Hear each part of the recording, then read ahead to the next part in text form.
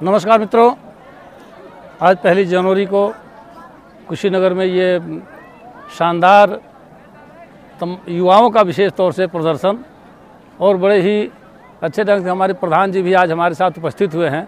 और इनका कहना है कि पहली बार अपने जीवन में 1 जनवरी को यहाँ उपस्थित हुआ हूँ। तो आज प्रधान जी आपका भी बड़ा स्वागत है यहाँ।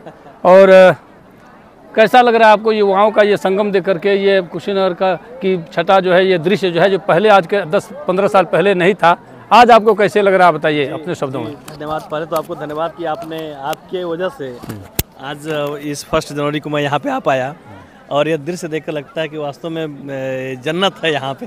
आज के दिन जन्नत है। प्रधान जी, ये कहना है कि जन्नत जैसा लग रहा है आज का ये परिदृश्य। और जो पहली बार आए हैं तो जन्नत तो आपको लगेगा ही लगेगा।